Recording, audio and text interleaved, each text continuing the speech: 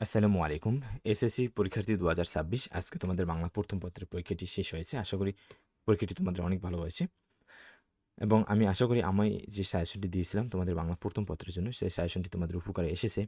তারই ধারাবাহিকতায় হাজির হয়েছি তোমাদের বাংলা দ্বিতীয় পত্রের ফাইনাল একটি সাজেশন নিয়ে। আশা করি এই সাজেশন অনুসারে পড়লে ইনশাআল্লাহ তোমরা 100% কমন পেয়ে যাবে। সাজেশনটি আমি এমনভাবে তৈরি করেছি যেখানে অতিরিক্ত কোনো বিষয় বা অন্তর্ভুক্ত করা হয়নি। তোমরা এখানে যে আমি টপিকসগুলো দিয়েছি তোমাদের জন্য, ইনশাআল্লাহ তোমরা এগুলোই পড়বে এবং আমি যে তোমাদের যে পরামর্শ বা উপদেশ দিব, সেই উপদেশ বা পরামর্শ অনুযায়ী তোমরা যদি পড়ো, দেখবে তোমরা এমসিকিউতে ভালো একটা মার্কস তুলতে পারবে। তোমাদের সিলেবাসটি 2026 অর্থাৎ তোমাদের যে পরীক্ষা, সেই পরীক্ষার সিলেবাস অনুযায়ী সাজানো হয়েছে। শুরুতে আছে মানবন্টন ও পাস মার্ক। রচনামূলক অংশে তোমাদের 70 নম্বর এবং বহু নির্বাচনী অংশে তোমাদের 30 নম্বর। এই মোট 100 নম্বরের পরীক্ষা বাংলা দ্বিতীয় পত্রে, যেখানে পাস মার্ক হবে তোমাদের বাংলা প্রথম এবং দ্বিতীয় পত্র মিলিয়ে অবশ্যই তোমাকে 66 পেতে হবে। সেক্ষেত্রে যে কোনো সাবজেক্টে তুমি যদি 33-এর কম পাও, সেক্ষেত্রেও কিন্তু তুমি পাস।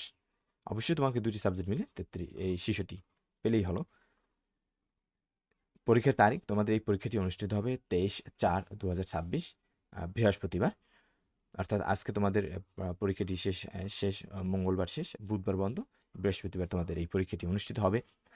শুরুতে রয়েছে যে মানবন্টন, সেই মানবন্টনের বিস্তারিত। এসএসসি 2026 সিলেবাস অনুযায়ী তোমাদের ব্যাকরণের 32টি পরিচ্ছেদ পড়তে হবে এবং তোমাদের ব্যাকরণে মোট 43টির মতো পরিচ্ছেদ আছে।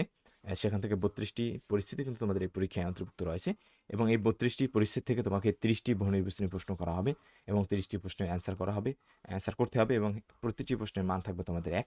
সেই সকল পরিচ্ছেদগুলো হলো, তোমরা অনেকেই এখনও জানো না যে আসলে তোমাদের কোন কোন পরিচ্ছেদগুলো তোমাদের পরীক্ষায় রয়েছে বা সিলেবাসও জানো না ঠিকমতো। তোমরা এগুলো এখনই দাগিয়ে নিতে পারো।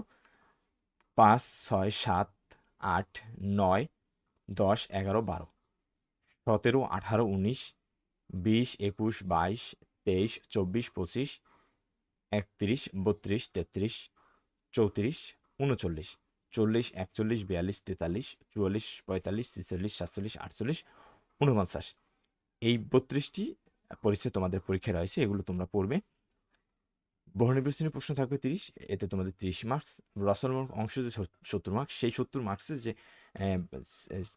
যে মানবন্টন সেটা হচ্ছে এরকম: নাম্বার 1-এ থাকবে, অর্থাৎ তোমাদের কোশ্চেন নম্বর 1-এ থাকবে অনুচ্ছেদ, যেটাকে তোমরা ইংরেজিতে প্যারাগ্রাফ বলো। 2টি থাকবে, তোমাকে একটি অবশ্যই লিখতে হবে। নাম্বার 2 থাকবে তোমাদের পত্র, দরখাস্ত, পত্রিকায় প্রকাশের জন্য চিঠি, যেখানে পত্র, দরখাস্ত থেকে একটি এবং পত্রিকায় প্রকাশের জন্য এই অংশ থেকে দুটি প্রশ্ন আসবে, তোমাদের একটি প্রশ্ন অবশ্যই লিখতে হবে, এতে তোমাদের 10 মার্কস। নাম্বার 3-এ থাকবে সারাংশ এবং সারমর্ম, প্রতিটি অংশ থেকে একটি করে মোট 2টি প্রশ্ন, এখানে তোমাদের 10 মার্কস। নাম্বার 4-এ থাকবে ভাব সম্প্রসারণ থেকে যে কোনো 2টি প্রশ্ন থাকবে তোমাদের, বা 2টি টপিক্স থাকবে, এখানে তোমাদের 10 মার্কস। নাম্বার 5-এ প্রতিবেদন প্রণয়ন, তোমরা এটা এখনও অনেকে জানো না, এখানে তোমাদের অনুবাদ ছিল, সেই অনুবাদটি পরিবর্তন করে প্রতিবেদন প্রণয়ন আনা হয়েছে। এখান থেকে 2টি টপিক্স থাকবে, তোমাদের একটি টপিক্স লিখতে হবে, এতে তোমাদের 10 মার্কস। নাম্বার 6-এর এসে প্রবন্ধ, অর্থাৎ যেটাকে তোমরা রচনা বলো, ইংলিশে যেটাকে বলা হয় কম্পোজিশন, এখান থেকে 3টি টপিক্স দেওয়া হবে, একটি টপিক্স তোমাকে বা একটি টপিক্সের উপরে তোমাকে লিখতে হবে, এতে তোমাদের 20 মার্কস। এই তোমাদের 70 মার্কস এবং এখানে বহুনির্বাচনী রয়েছে তোমাদের 30 মার্কস, মোট 100 মার্কসের পরীক্ষা হবে। তোমরা বহুনির্বাচনের জন্য তোমাদের জন্য সাজেশন, সেটা হচ্ছে তোমরা মূল বইটি পড়বে। যদি তোমরা পুরনো বই সংগ্রহ করতে পারো, যে বিশেষ করে 15-17 বা এর আগে 15 থেকে 17 সালের যে বইগুলো সাধারণত, এটা হয়তো 20 সাল পর্যন্ত প্রিন্ট আউট হয়েছিল, সর্বশেষ সর্বশেষ তোমাদের 20 সাল পর্যন্ত প্রিন্ট আউট হয়েছিল। এই সময়ের ভিতরে যে বইগুলা ছিল, তখন বইটা ছিল 2টি পার্টে। একটি নাম ছিল বাংলা ভাষার ব্যাকরণ, আরেকটি নাম ছিল রচনা সম্ভার। এই যে বাংলা ভাষার ব্যাকরণ, এই বইটি আসলে ব্যাকরণের, বিশেষ করে ব্যাকরণের জন্য খুব সুন্দর একটি বই ছিল। তোমরা এই বইটি যদি সংগ্রহ করতে পারো, এই বইটি থেকে তোমরা পড়বে। আর যদি না পারো, তোমাদের হাতে যে বা তোমাদের কাছে যে বইটি রয়েছে, সেই বইটি পড়বে এবং বিগত সালের যে এমসিকিউগুলো সেগুলো পড়বে। এরপর টেস্ট পেপার, সাপ্লিমেন্ট, তোমাদের যে বইগুলো রয়েছে হাতের কাছ থেকে, সেগুলো ভালো করে পড়ে যাবে, কারণ ব্যাকরণের রাইটিং সাইড সেটা কমন পড়বে ইনশাল্লাহ 100%, এবং ইজিলি তোমরা লিখতে পারবে। কিন্তু তোমরা যদি ব্যাকরণের যে এমসিকিউগুলো, সেগুলো যদি ভালোভাবে চর্চা না পড়ো, তাহলে কিন্তু তোমাদের কাছে অনেক কঠিন মনে হবে, কারণ অনেক স্টুডেন্টরাই দেখা গেছে বাংলা ব্যাকরণের এমসিকিউতে খারাপ করে। তোমরা এই বিষয়টা গুরুত্ব সহকারে দেখবে। তোমাদের অনুচ্ছেদ রয়েছে এখানে 12টি। তোমাদের কাছে অনেক বেশি মনে হতে পারে, আসলে এগুলো বেশি নয়, কারণ যেহেতু তোমার এই বোর্ড পরীক্ষা, অবশ্যই তোমাকে একটু বেশি পড়তে হবে। আর বিষয় হচ্ছে এগুলো যে তোমাকে মুখস্থ করতে হবে তা না, তুমি এগুলো ভালো করে পড়ে গেলে তুমি নিজের মতো বানিয়ে লিখতে পারবে। নাম্বার 1 রয়েছে আন্তর্জাতিক মাতৃভাষা দিবস অথবা শহীদ দিবস অথবা 21শে ফেব্রুয়ারি, অর্থাৎ এটা ভিন্ন ভিন্ন নাম রয়েছে। নাম্বার 2 রয়েছে স্বাধীনতা দিবস। নাম্বার 3 রয়েছে শীতের সকাল। নাম্বার 4 রয়েছে ইন্টারনেট। নাম্বার 5 রয়েছে বইমেলা অথবা 21শে বইমেলা। নাম্বার 6 রয়েছে খাদ্য ভেজাল। নাম্বার 7 রয়েছে বাংলা নববর্ষ। নাম্বার 8 রয়েছে বিজয় দিবস। নাম্বার 9 রয়েছে বই পড়া। নাম্বার 10 যানজট। নাম্বার 11 যৌতুক প্রথা। নাম্বার 12 রয়েছে জুলাই বিপ্লব 2024। এরপর রয়েছে ব্যক্তিগত পত্র। ব্যক্তিগত পত্র এর ভিতর থেকে আমি মাত্র 6টি দিয়েছি, ইনশাল্লাহ এই 6টি তোমরা পড়লেই এর ভিতর থেকে তোমরা কমন পেয়ে যাবে যদি ব্যক্তিগত পত্র আসে তোমাদের। নাম্বার 1 রয়েছে মাধ্যমিক পরীক্ষায় উত্তীর্ণ হওয়ার পর ভবিষ্যৎ জীবনের লক্ষ্য জানিয়ে বন্ধুকে একটি চিঠি লেখো। নাম্বার 2 রয়েছে এসএসসি পরীক্ষার পর তোমার পরিকল্পনা অথবা অবসর দিনগুলো কিভাবে কাটাবে তা জানিয়ে বন্ধুকে চিঠি লেখো। নাম্বার 3 রয়েছে সম্প্রতি পড়া একটি বই সম্পর্কে জানিয়ে তোমার বন্ধুকে একটি চিঠি লেখো। নাম্বার 4 রয়েছে ঐতিহাসিক স্থানের বর্ণনা দিয়ে বন্ধুকে একটি চিঠি লেখো। নাম্বার 5 রয়েছে তোমার বন্ধু মাধ্যমিক পরীক্ষায় ভালো ফলাফল করায় তাকে অভিনন্দন জানিয়ে চিঠি লেখো। নাম্বার 6 রয়েছে ছাত্রী জীবনে শিক্ষামূলক সফরের উপকারিতা জানিয়ে বন্ধুকে চিঠি লিখো।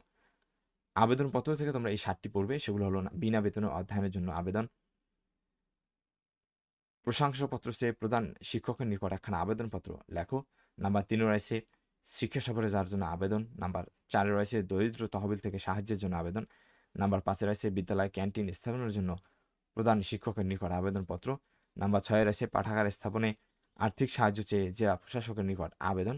নাম্বার 7 রয়েছে আর্সেনিক মুক্ত পানি সরবরাহের ব্যবস্থা গ্রহণের জন্য পৌরসভা মেয়রের কাছে আবেদন।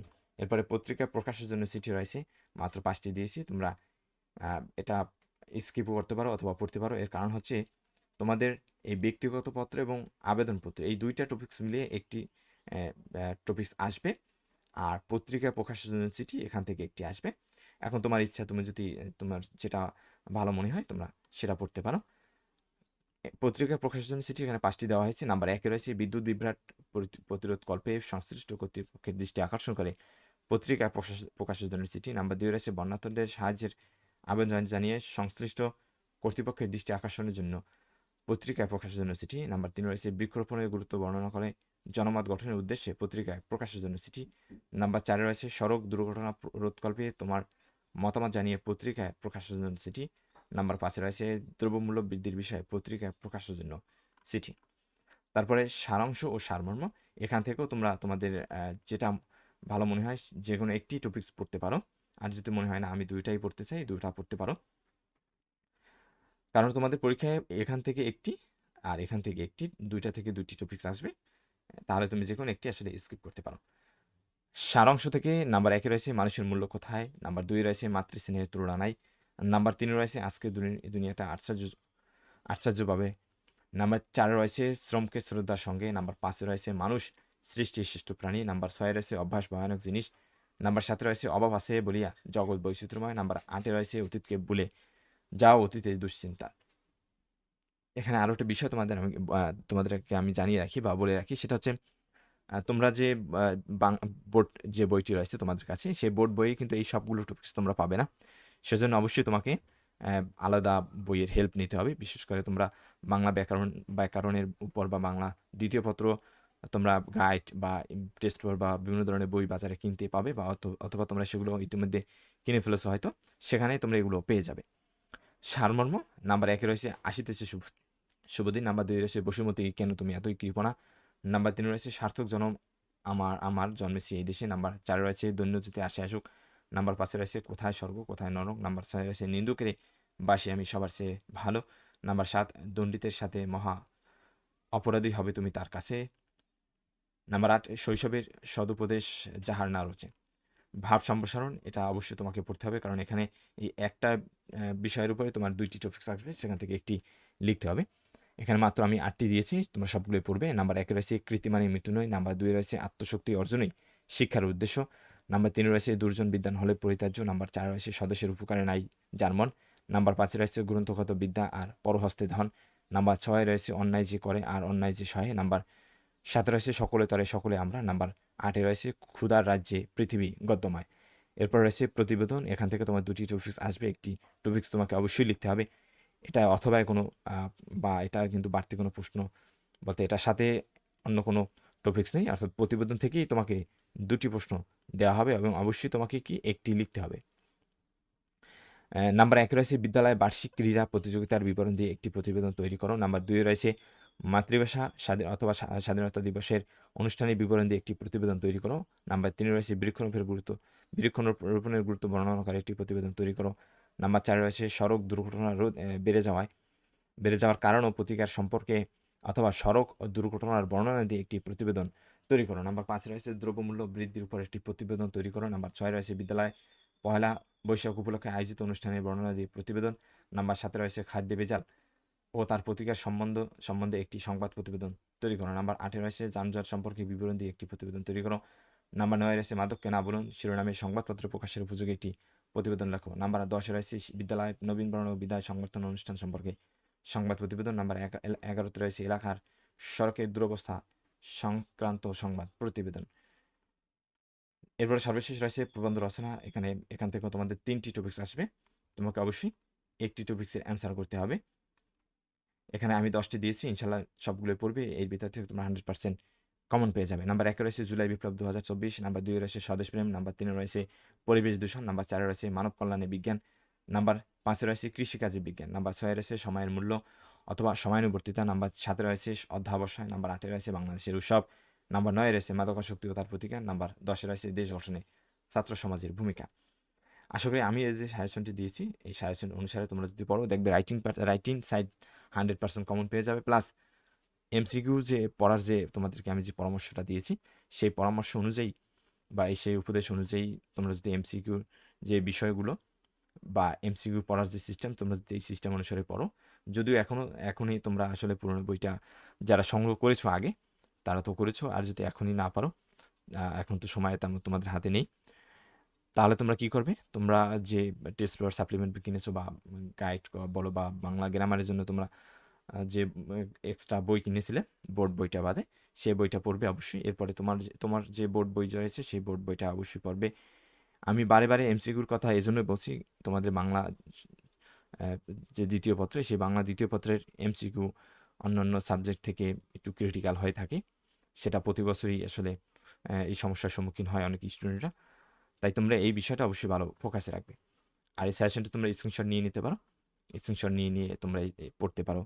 ইনশাল্লাহ এই সাজেশন অনুযায়ী তোমরা যদি পড়ো তোমরা দেখবে অবশ্যই তোমরা পরীক্ষায় ভালো করবে।